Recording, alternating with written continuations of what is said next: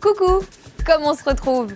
Je parie que vous êtes là pour le logement de demain. Et oui, sacré programme, hein. Allez, c'est parti. Oh, ça va. On n'est pas des enfants non plus. Arrête avec tes mon petit loup, mon petit chéri, nanani, nanana. Mais ils aiment bien quand je leur parle comme ça. Ah non, je suis désolée, l'enquête Ipsos est formelle. Ils ne sont pas de cet avis.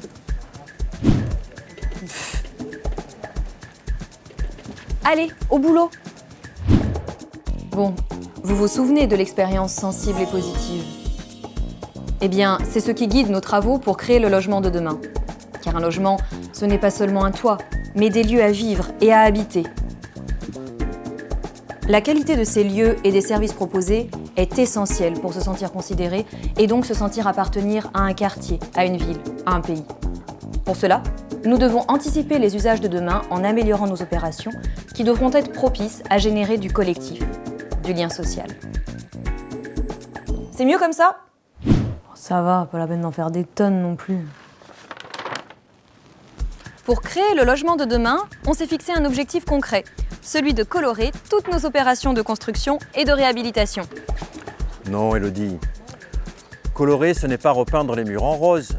C'est tester des innovations qui favorisent le lien entre les habitants, comme un jardin ou une terrasse partagée, une résidence intergénérationnelle, une conciergerie solidaire, ou des colorations plus techniques comme le logement connecté.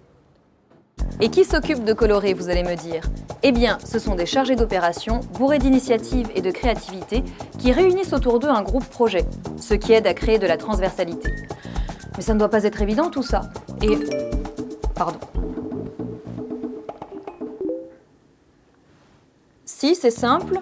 Pour soutenir les chargés d'op, on développe une culture commune de l'innovation avec des formats originaux comme les expressos chaque mois, les séminaires ambulants ou les ateliers d'amélioration.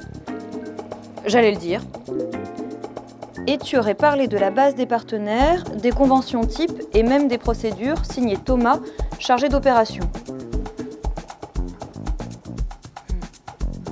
Bah si avec tout ça on colore pas un max.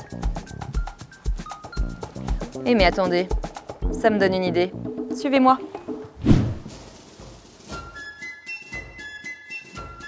Maintenant on passe au résultat les bisous. Et je veux du concret. Et j'espère que ça a bien coloré par ici. Chef, oui, chef! Je parle pas de repeindre les murs, hein. Ah, avec votre système d'entreprise libérée, on s'attendait pas à me voir, hein. Toi, montre-moi un peu ce que t'as. Opération Pressensé, madame. On dit chef! Chef, oui, chef. Voyons voir ça. Bienvenue sur le toit-terrasse de la résidence Léo de Pressensé, à Villeurbanne. Une résidence de 23 logements gérée par Est Métropole Habitat. Donc, mon potager perché va intervenir sur l'année 2018 afin de rendre les habitants autonomes, à la fois dans les pratiques de jardinage et à la fois dans l'organisation et le fonctionnement de l'espace. Nous sommes une jeune entreprise et nous créons des espaces potagers et surtout dans l'objectif de les faire vivre et de les rendre pérennes. Bon. Bon. Et maintenant, tout est réglé, vous allez me dire. Si seulement. Et non, il reste encore 1000 questions.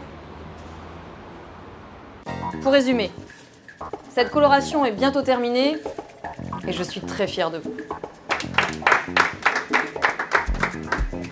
Cette nouvelle terrasse bio connectée va vraiment changer la donne. Hop, hop, hop, hop, hop, je t'arrête tout de suite. Et Madame Lebon du 5e, ça fait 2 jours qu'il y a des infiltrations dans sa chambre. Qui s'en occupe? Oui, mais là, on est sur la coloration. Pas de mais, Madame Lebon, c'est la priorité numéro 1. Attention. Inventer de nouvelles compétences à nos métiers, sans oublier nos fondamentaux, c'est ça le logement de demain. Et pour créer ces espaces à habiter, capables de générer du bien vivre ensemble, notre méthode, c'est faire ensemble, c'est-à-dire en impliquant le plus possible et le plus tôt possible les habitants.